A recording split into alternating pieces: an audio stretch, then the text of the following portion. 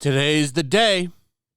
Finally, Indiana Jones is in the box office everywhere. So yesterday was the big Thursday night previews.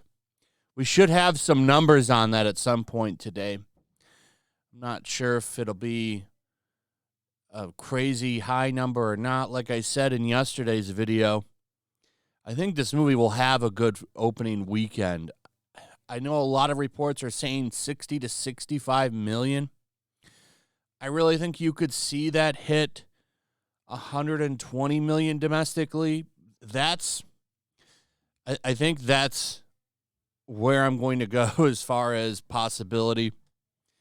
I just don't see this movie making a big impact culturally because, like I said yesterday, I mean, Crystal Skull did not make a big impact culturally. A lot of people didn't like that movie. A lot of people didn't go see it. And then the originals they are really old. I know it's making a lot of people feel old to think about it, but I mean, those movies, it's been 20-something, more than 20 years. In some cases, it's been like 30 to 40, right? Those movies are not new. They are old. And when you go to some kid that's like 18, 20 years old, you might meet quite a few of them that have never seen any Indiana Jones movies. In fact, when did the first one come out? 1981. 41 years ago. No, excuse me. 42 years ago. 42 years ago. Over 40 years, regardless, like I said. That's how old this franchise is now. So I don't see a lot of young people wanting to go see this movie. I just don't. I think a lot of people are just going to skip it. And one thing that we've seen people do over the past couple of weeks is skip movies, particularly The Flash. The Flash is a bigger bomb than this. They've already pulled that out of 1500 cinema, and it's going digital soon. I think you could see a similar fate for this movie, but it could always defy expectations. You know, it could always make a ton of money. You never know. What I do know, though, is that this movie needs to make a lot of money. Disney spared no expense in bringing the film to the big screen, starting with a nearly $300 million production budget. Factor in marketing costs, which are typically equal to half the production budget, and a swanky premiere. This movie has quite a hole to dig itself out of. In fact, it needs to make $800 million just to make a profit.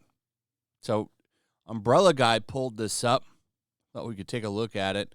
Disney faces $900 million in losses after major box office disappointments.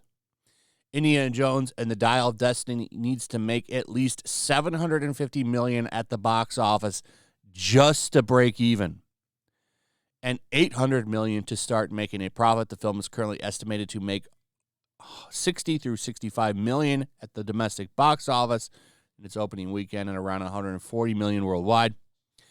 It would need to make at least $1 billion to be considered truly profitable for Disney Lucasfilm. However, with box office numbers typically dropping off from one weekend to another, it's unlikely that Dial of Destiny will make enough to be considered a true box office success. This is largely due to the budget, which is a Kathleen Kennedy problem because she can't manage movies.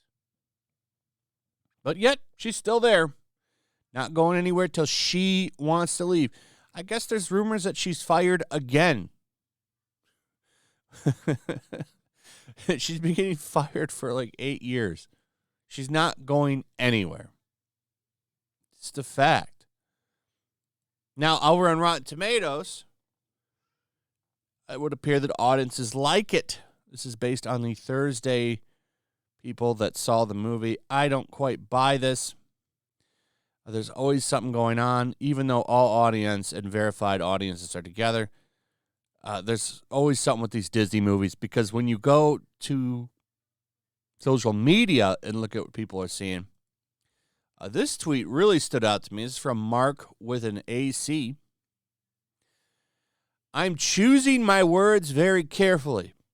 If you're an old Indiana Jones fan, if you loved Indiana Jones in your youth, stay away from Dial of Destiny. Holy shit. I wish I hadn't seen that. I feel effing terrible right now. And that really does seem to be a lot of the rhetoric that I'm seeing when it comes to this movie. A lot of people call it depressing and that it ruins Indiana Jones. And I don't know what it is with Lucasfilm wanting to show everyone's heroes old and broken and miserable. You know, it's more of that subverting expectations bullshit that Hollywood seems to think sells, and all it does is divide audiences and fan bases. It never works. If you wanted to do this, you should have just rebooted it, put a new actor in there. Chris Pratt would have been perfect for that role, actually. He would be a perfect Indiana Jones. He would work. But instead, they want to dig up Harrison Ford and wake him up out of his afternoon nap so that he can come make a movie real quick. And it's just like, no one wants to see this. Clearly they don't, because, I mean, I see a lot of empty theaters out there. People have been posting pictures of empty theaters and reservations for upcoming showtimes, and they're all dead. Nobody's there. Now, they'll try some silly marketing tactics like this. If you go to Applebee's now and you spend $35, you get a free ticket, which does count towards ticket sales, by the way. So this is a little fortification going on with the Indiana Jones box office. First off, well, I don't know. I was going to dunk on Applebee's, but I got to tell you, they have great happy hour specials. At least the last time I was there.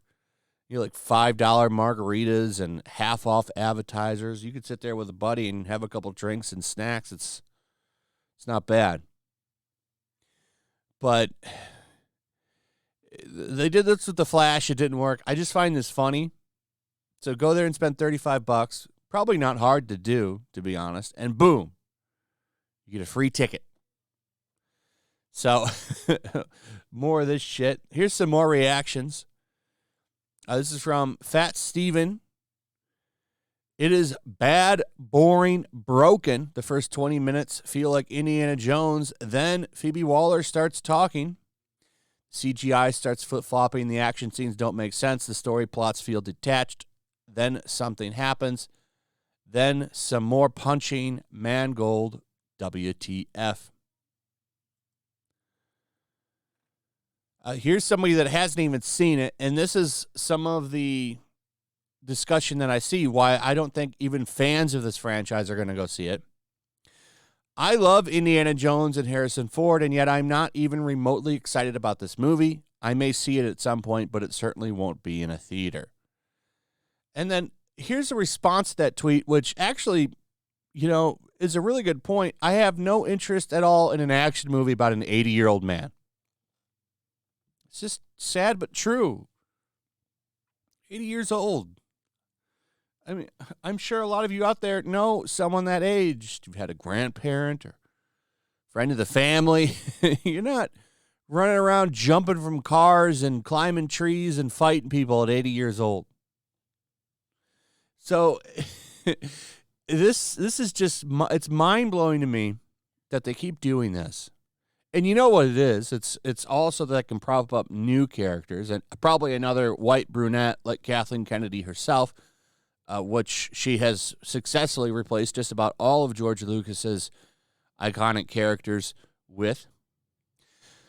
But don't worry, Kathleen Kennedy says she's finally ready to move on from George Lucas, the president of Lucasfilm.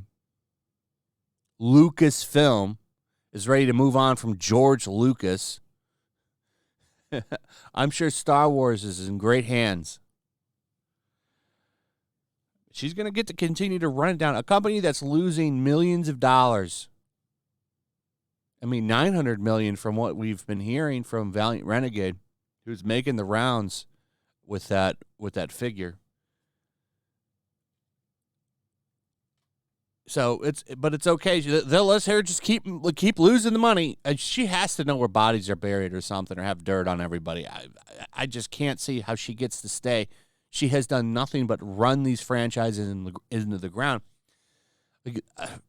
Some of them are unrepairable. I don't think Star Wars can even be fixed. Indiana Jones is dead. You think people are going to buy into Phoebe Waller-Bridge's spinoffs? Yeah, right. Anyway, that's pretty much it. Let me know what you guys think about all this. I'd like to hear from you in the comments. What do you guys think about all this? Also, if you would, please like, subscribe, share the video. Make sure you're still subscribed. Hit that notification bell. Check out my Rumble and Locals, and I will see you on the next one. Peace. Make sure to check out my Locals. There's a link in the description. It's a fun community that I'm trying to build over here. If you don't want to support me on YouTube, you can come over here. None of that money goes to YouTube. You also can just come over here for free. But if you are a supporter over here, I do plan on doing an extra live stream once a month and throwing links to the supporters so you can actually come on and have a supporter live stream with me. Also, it's a good place to catch all of my content. You don't have to worry about notifications like YouTube. They'll definitely work over here. So come check out my Locals.